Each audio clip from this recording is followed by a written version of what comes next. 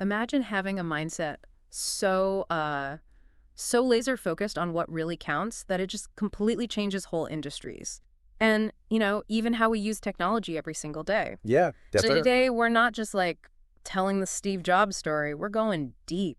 We want to pull out the core ideas, the principles that really fueled his incredible impact. And find the things you can actually use. Exactly. Actionable insights you can start applying like right away, no matter what field you're in. Right. Yeah. So forget the usual dry biography.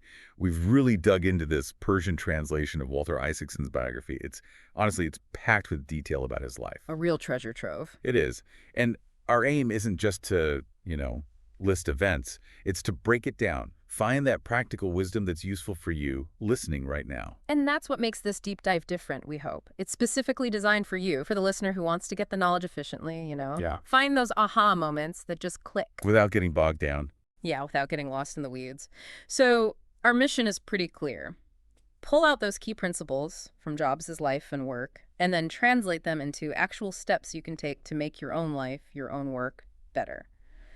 So, where should we start with this? He's such a huge figure.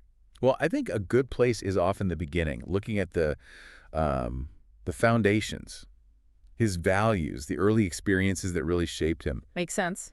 It's fascinating, actually, how all these different, seemingly unconnected things came together to form his unique way of looking at the world. Totally. Like his adoptive parents, Paul and Clara Jobs, they clearly gave him this deep respect for craftsmanship, didn't they? Oh, absolutely. Yeah. His father, Paul, he was a mechanic.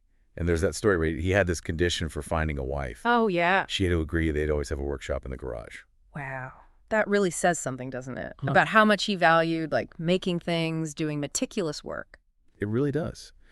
And if you think about how that early sort of hands-on experience might have influenced Jobs later, well, it starts to make sense why he was so obsessive about design, about the manufacturing process at Apple. Right. It wasn't just about how the final thing works. No, it was about the care, the quality baked into how it was made. You could almost draw a straight line from that garage workshop to, say, how a Mac was put together. It's like that seed was planted really early, valuing how things are made. And then there were the Eichler homes they lived in. Oh, yeah, the Eichler homes. Modern, but affordable. Known for those clean, simple lines, open spaces. And the architect, Joseph Eichler, apparently he believed they were really good for kids. Which is interesting, right? Because that environment, focusing on simplicity, on functional design, it probably helped shape Jobs' own aesthetic taste. Do you think so? I mean, he grew up surrounded by this visual language of, like, uncluttered space, an approach that later became totally synonymous with Apple. It kind of suggests our surroundings, even as kids, can have a really deep impact on our taste, our values. Like laying down the blueprint for his whole design philosophy without even realizing it. And it wasn't just physical stuff, was it? His spiritual journey was pretty important, too. Definitely. He moved away from traditional Christianity, got really interested in Zen Buddhism. So how did that, exploring Eastern philosophy, how did that shape his approach to work and life? Well, the biography mentions he believed that religion is good when based on spiritual experiences, not just dogma, Okay. which kind of points to a preference for direct experience, for intuition, over just following established rules. Yeah. And that probably fueled his independent thinking, his willingness to, push against the norm. For sure. He definitely wasn't someone who just accepted things as they were. You see that even at Reed College. He famously dropped out. Right, but he didn't really leave. No, he just kept going to the classes that actually interested him, like calligraphy. And this is where it gets really interesting, especially for listeners thinking about their own paths. That calligraphy class, which seems totally random, it had this huge unexpected impact later on. When they were designing the Macintosh, years later, Jobs insisted it had beautiful typography. Because of that class, he said something like, it was beautiful, historical, artistically subtle in a way that science can't capture, and I found it fascinating. It's almost hard to believe, isn't it? Something seemingly so disconnected from computer science ends up being a defining feature of Apple products. So thinking about what you can take from that, maybe it highlights how important it is to just follow your real curiosities, even if you don't see the immediate payoff. Exactly. You just never know which side project or random interest might unlock some key insight or give you a unique edge later. It's about trusting that gut feeling, following what really grabs you. Absolutely. So you've got all these early threads, Valuing craftsmanship, appreciating simple design, independent thinking, this pursuit of beauty, they all kind of weave together. They formed the foundation, yeah, for how he'd later build a company and create products, which leads us nicely into his legendary focus and drive. Right. That intensity. Even early on at Atari, Alcorn, who worked with him there, he described Jobs as very bright, energetic, and enthusiastic. And that energy channeled with this almost like unwavering focus that became his signature, really. It really did. And a lot of that focus went into achieving just profound simplicity in the design, but also in how things worked. He had that urge to vaporize anything unnecessary, didn't he? To strip things down to their absolute core. Yeah, think about Apple devices now. That minimalist look. It's a direct result of that relentless drive for simplicity. And it wasn't just about looking good. No, not at all. That's key. By cutting out complexity, he wanted to make technology easier to use, more intuitive. It's a huge lesson for anyone creating anything, really. Yeah. Clarity often comes from subtraction, right? Not adding more stuff. That's a great point. What can you subtract from your own work to make it clearer, more effective? And then there was his whole insanely great thing. Oh, yeah. The standards were just incredibly high. Uncompromising, really. He just wouldn't settle for anything less than amazing. You see it right back at the start with the Apple I. Wozniak had the engineering genius, obviously, but Jobs was the one pushing for it to be appealing beyond just the hardcore geeks. So that early push for user-friendliness, driven by this insanely great vision, that was critical. Totally. It shows the power of having a clear, really ambitious vision and just relentlessly pushing towards it. And that really became Apple's hallmark, didn't it? That constant focus on the user experience, making products that weren't just functional, but like a genuine pleasure to use. That's what set them apart. Definitely. So, okay, he had this intense vision, these super high standards. How did he actually get people to buy into it all? Which brings us to his famous powers of persuasion. Yes. The reality distortion field. The RDF. His almost like magical ability to persuade people, motivate them, even when he was asking for the seemingly impossible. He could make people believe in his vision, no matter how crazy it sounded. There are so many stories about that, like the one with Hertzfeld, right? Andy Hertzfeld on the Mac team. Yeah. He was stuck on some really tough code. Yeah. And Jobs, just through sheer belief and like positive reinforcement, convinced him he was doing a great job, even when maybe the reality at that exact moment was different. Huh. Yeah. So the takeaway there for you, for the listener, is maybe understanding how powerful strong conviction can be and clearly explaining your vision. Right. Now, the full intensity of the RDF might be unique to Jobs, but those underlying principles, believing passionately in your ideas and being able to communicate that belief effectively, those are definitely skills you can develop. How can you articulate your own vision with more clarity, more conviction? Good question. Another great example, I think, is the story about the desks for the engineering team. Oh, the white tables. Yes, he was absolutely adamant about getting these specific custom white tables. And he somehow persuaded Mike Markula, who was a really key early investor, Right, big deal at Apple then. to approve this seemingly minor detail. But to Jobs, it was crucial. It just shows his focus on detail and his incredible persuasive power, even over small things. And connecting that back to your own work, it kind of makes you ask, how can you pay closer attention to the details that really matter?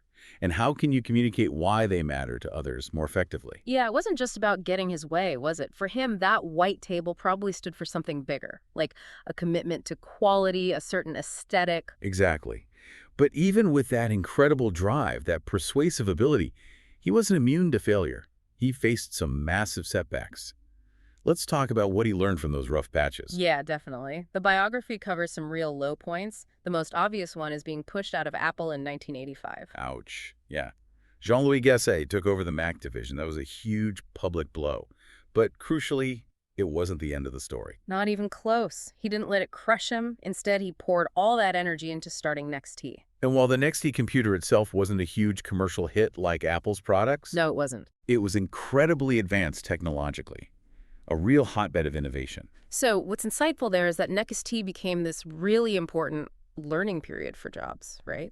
Absolutely. He refined his leadership, experimented with new tech, Yeah. and maybe most importantly, learned from the mistakes he'd made back at Apple.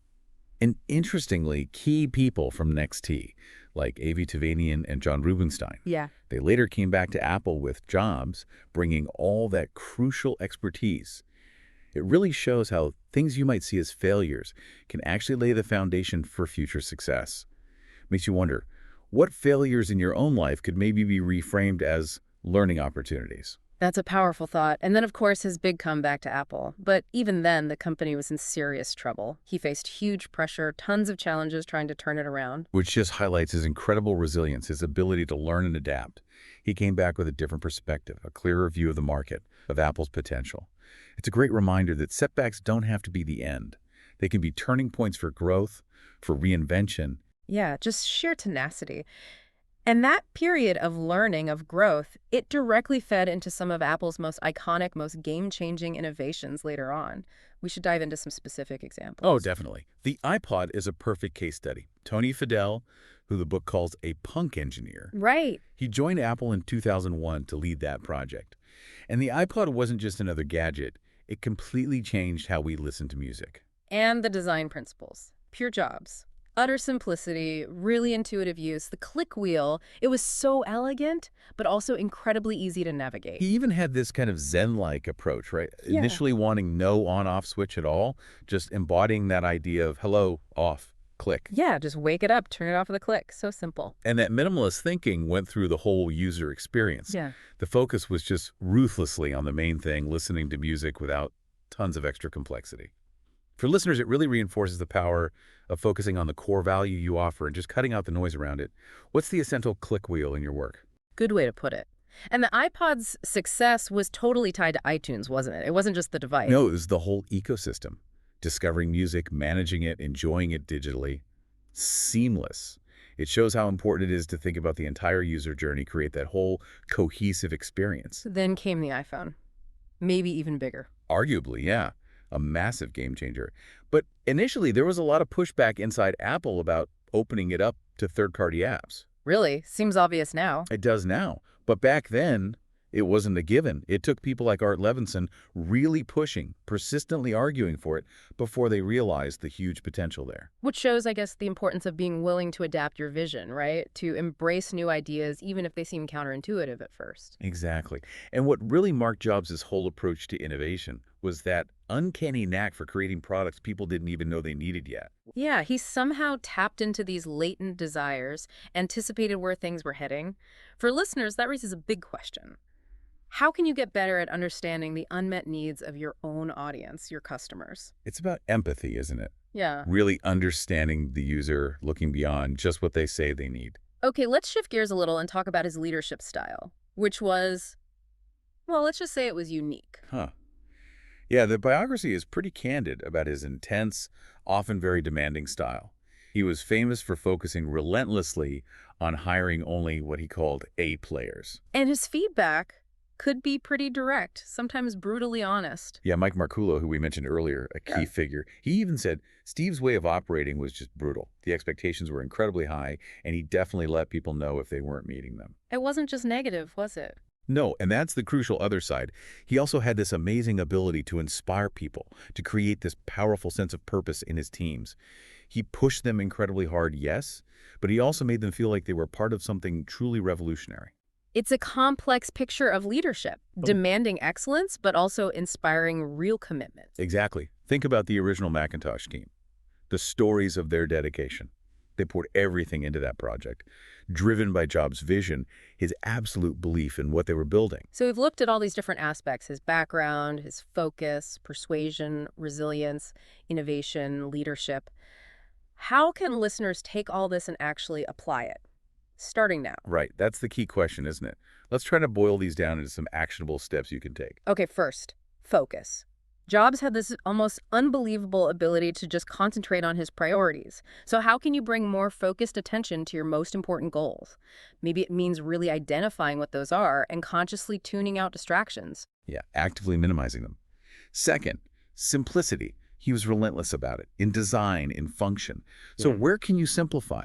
Your processes, how you communicate, maybe even your workspace. Where can you cut complexity to gain clarity and effectiveness? Good one. Third, user centricity. He seemed deeply tuned into what users wanted, sometimes even before they knew it themselves. How can you better understand and anticipate the needs of your audience or your clients or even just your colleagues, really putting yourself in their shoes? Empathy, yeah. Fourth, resilience. He faced huge setbacks, but always seemed to bounce back, often stronger, with new insights. How can you build up more resilience when you face challenges? How can you start seeing setbacks not just as problems, but as chances to learn and grow? That's huge. And finally, Yeah. high standards. He consistently aimed for insanely great. He refused to settle. So how can you raise your own bar? How can you push for excellence in what you do, whether it's a big project or a small task? And it's important to stress, this isn't about trying to be Steve Jobs. That's impossible and probably not desirable anyway. It's about spotting the core principles that drove his success and thinking thoughtfully about how you can apply them in your own way, in your own situation, for your own goals. Exactly. Okay, so as we wrap up this deep dive into the world of Steve Jobs, let's just quickly recap those key actionable insights we've pulled out. Sounds good. The core things that really stand out are the power of that unwavering focus on what matters most, the clarity and impact you get from embracing simplicity, the absolute necessity of deeply understanding your users, whoever they are, building resilience to navigate the inevitable bumps in the road, and finally, that transformative effect of always striving for excellence. Steve Jobs didn't just build technology, he really built a powerful way of thinking, a way of approaching the world. So maybe the final thought for everyone listening is this. What could you achieve if you adopted a similar mindset? That blend of relentless focus and a real commitment to elegant simplicity, but applied to your world. That's definitely something to think about. Thanks so much for joining us for this deep dive.